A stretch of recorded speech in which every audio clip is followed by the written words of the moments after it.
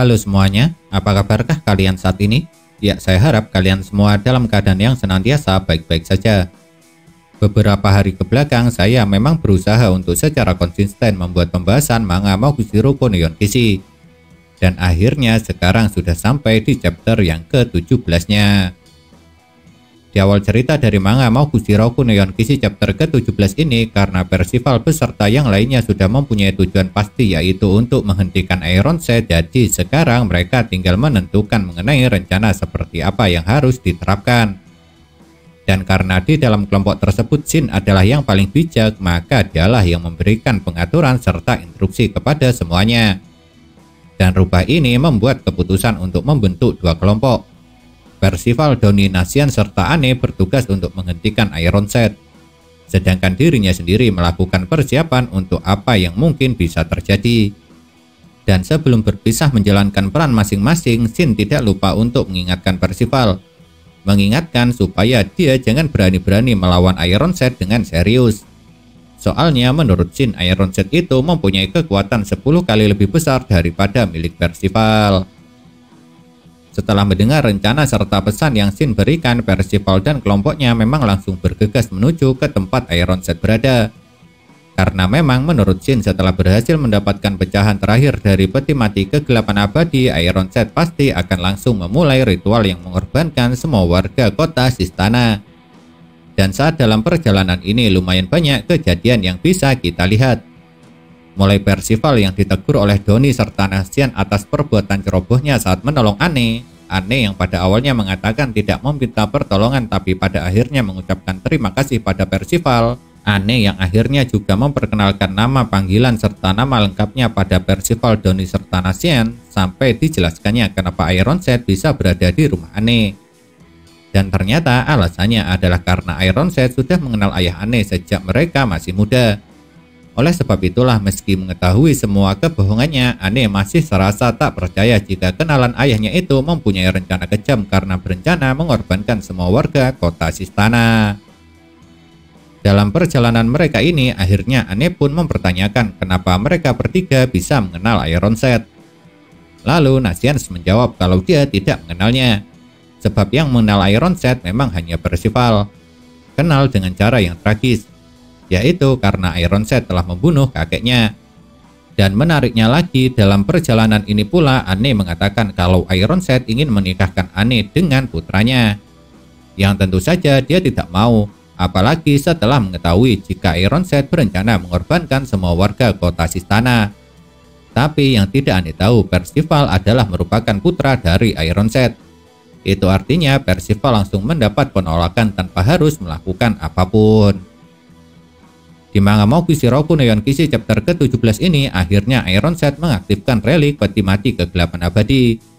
Dan ternyata cara untuk mengaktifkan relik ini adalah dengan membacakan mantra menggunakan bahasa kuno. Bahasa yang mungkin sama dengan yang pernah Merlin katakan kepada Greyrod serta Fraudrin yang kala itu tengah memakai tubuh Dreyfus. Dan jika benar bahasa yang dipakai untuk mengaktifkan relik peti mati kegelapan abadi sama dengan yang pernah Merlin ucapkan dulu, itu berarti sang dosa babi rakus tersebut juga ikut andil dalam rencana Ironset ini. Karena seharusnya tidak ada lagi manusia di zaman ini yang menguasai bahasa itu selain Merlin. Lalu kalau Ironset bisa membaca mantra dengan bahasa kuno tersebut, maka seharusnya Merlin lah yang mengajarkannya. Lantaran Merlin sejak manga Nanatsu no Taizai berakhir memang memutuskan untuk mengikuti Arthur. Sedangkan Ironset adalah kesatria suci pengikut Arthur. Jadi karena sama-sama mempunyai hubungan dengan Arthur, menjadi tidak aneh kalau Ironset belajar bahasa kuno dari Merlin. Ketika relik peti mati kegelapan abadi mulai aktif, dari tanah di bawahnya memang keluar cairan hitam yang membentuk spiral. Lalu yang mengejutkannya, ternyata cairan berwarna hitam itu ketika terkena benda mati tersebut seketika itu juga akan langsung berubah menjadi monster. Dan karena cairan hitam tersebut setelah keluar langsung menyebar ke seluruh wilayah Sistana, maka kota ini sekarang jadi dipenuhi oleh monster. Entah monster yang tercipta dari sebuah rumah, jalanan, boneka, ataupun monster yang tercipta dari sebuah patung juga ada di kota itu.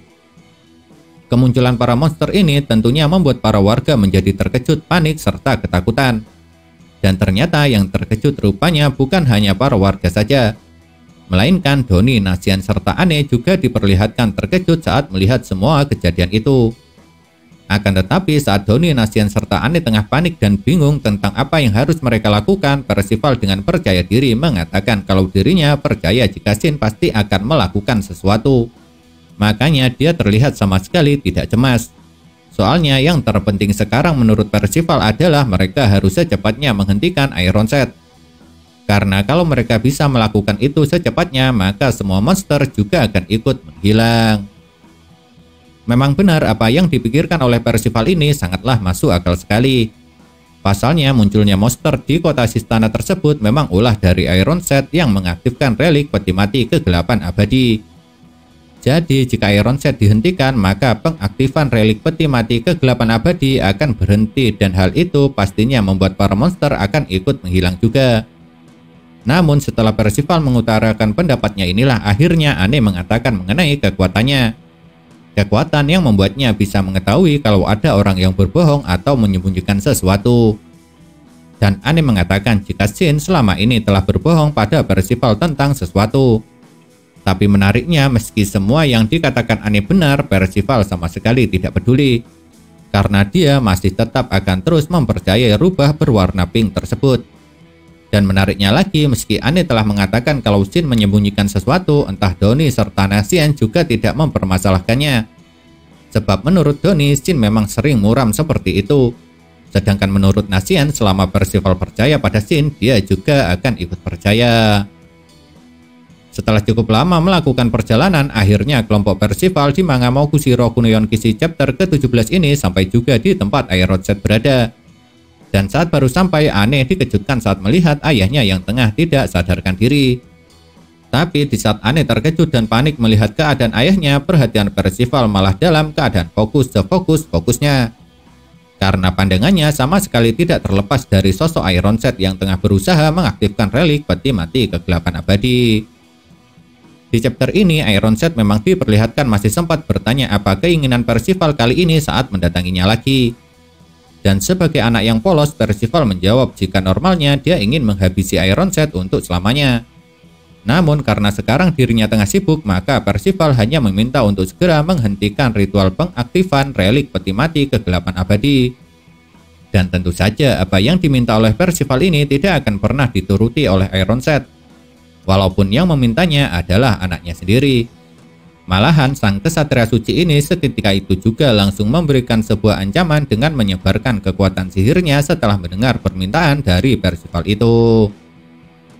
Tentu saja setelah merasakan sendiri seperti apa kuatnya kekuatan sihir milik Ironset membuat Doni, Nasian, serta Anne mulai merasa takut serta khawatir. Takut karena harus bertarung dengan orang sekuat itu, dan khawatir akan keselamatannya. Tapi kalau ketiga temannya takut, berbeda halnya dengan Percival.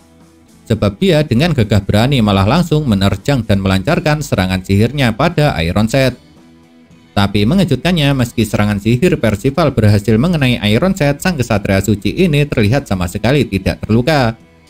Jangankan terluka, bahkan dia sama sekali tidak bergerak sedikit pun dari tempatnya berdiri setelah menerima serangan sihir Percival. Dan kejadian ini membuktikan semua perkataan Shin sebelumnya, di mana dia berucap kalau kekuatan Ironset 10 kali lebih kuat daripada Percival. Dan kenyataannya memanglah benar. Karena meski telah terkena serangan sihir Percival dengan telak, sang kesatria suci berarmor merah ini bahkan sama sekali tidak bergerak sedikit pun dari tempatnya berdiri. Itu artinya serangan Percival sama sekali tidak berarti baginya. Namun meski serangan Percival tidak dapat melukainya, bukan berarti dia akan diam begitu saja setelah mendapat serangan. Oleh sebab itulah, karena dia mendapat sebuah serangan sihir, Ironset juga berencana membalas dengan serangan sihir pula.